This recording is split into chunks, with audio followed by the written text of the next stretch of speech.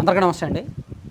పరకాల ప్రభాకర్ గారు ఆయన ఒక ఆల్రౌండర్, మంచి మేధావి.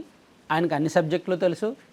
చంద్రబాబు గారికి బాగా కావాల్సిన వ్యక్తి. గతంలో 2014 నుంచి 19 టీడీపీ గవర్నమెంట్ ఉన్నప్పుడు ఆయన ప్రభుత్వం తరపున మీడియా సలహాదారు అండ్ కేంద్ర ఆర్థిక మంత్రి నిర్మలా సీతారామన్ గారి భర్త. గతంలో ఆయన మీడియా ఛానల్ కూడా మహా న్యూస్ ఛానల్కి ఆయనే ఓనరు.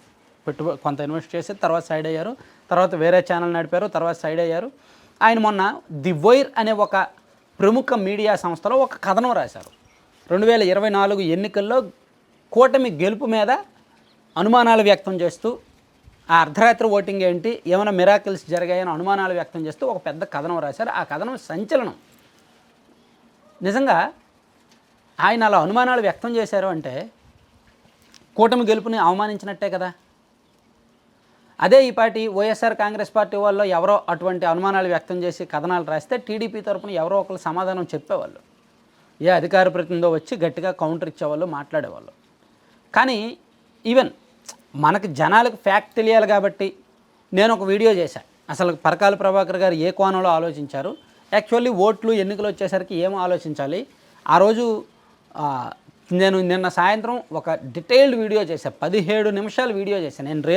నేను రెగ్యులర్గా 5 నిమిషాల నుంచి 8 నిమిషాలు మ్యాక్సిమం వీడియో చేస్తాను, అంతే కదా. కానీ పరకాల ప్రభాకర్ గారు చెప్పిన దానికి సబ్జెక్ట్తో, డేటాతో, ఉదాహరణలతో సహా 17 నిమిషాలు వీడియో చేసి ఎక్స్ప్లెయిన్ చేశాను. మేబీ ఆయన చెప్పిన దానికి నానేనికి ఒక కోణం ఉండొచ్చు, నేను నానే రెండో కోణం చెప్తూ అర్ధరాత్రి ఓటింగ్ జరిగితే జరుగుద్ది. ఎందుకంటే సీజన్ ఏంటి, మండు వేసవి. సో మ్యాక్సిమం ఓట్లు వేయడానికి అందరూ కూడా సాయంత్రం 4 తర్వాతే పోలింగ్ స్టేషన్లకు వెళ్ళారు. అలా వెళ్ళేసరికి టైం అయిపోయినా భారీగా లైన్లు ఉన్నాయి.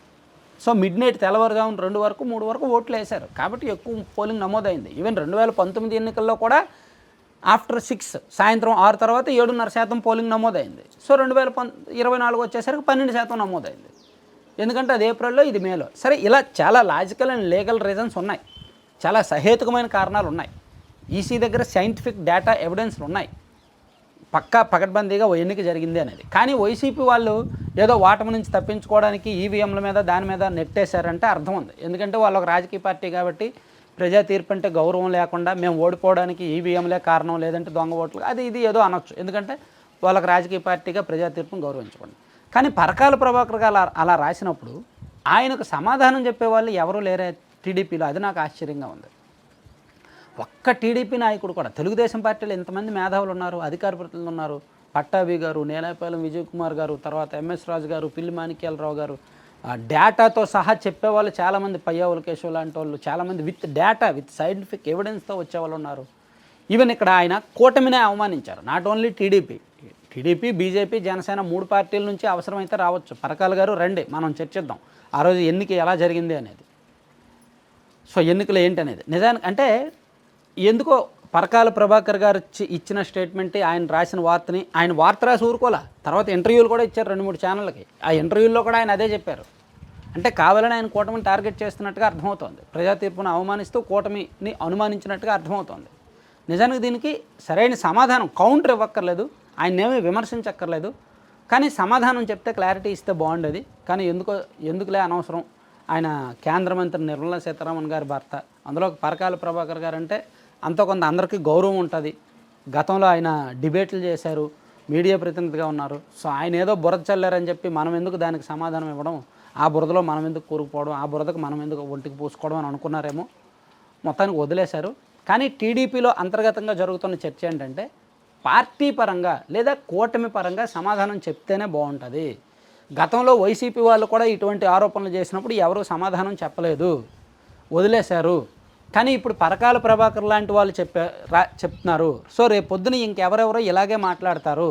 కాబట్టి ఆ రోజు ఎన్నికలు ఎలా జరిగాయి, దాని డేటా ఏంటి, సో గతంలో ఏం జరిగింది, ఆ రోజు ఏం జరిగింది, సో వైసీపీ ఓటమికి కారణాలు ఏంటి, వీళ్ళు ఇంత ఏకపక్షంగా గెలవడానికి కారణాలు ఏంటి అనేది లాజికల్ అండ్ లీగల్ రీజన్స్ చెప్తే బాగుంటుంది, పరకాల గారికి కౌంటర్ ఇస్తే బాగుంటుంది అనేది పార్టీలోనే, టీడీపీ పార్టీలోనే అంతర్గతంగా జరుగుతున్న చర్చ.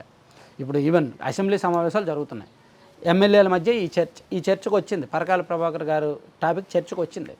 సో వాళ్ళే అనుకుంటున్నారు, ఏంటి పార్టీ నుంచి ఏమీ ఇన్స్ట్రక్షన్స్ లేవు, పార్టీ వాళ్ళు ఏమీ మాట్లాడట్లేదు, ఏంటి ఎవరో ఒకరు కౌంటర్ ఇస్తే బాగుంటుంది కదా అని. కానీ ఎందుకో మరి పార్టీ పెద్దల్లో ఆలోచన కదలిక రాలేదన్నమాట. Thank you.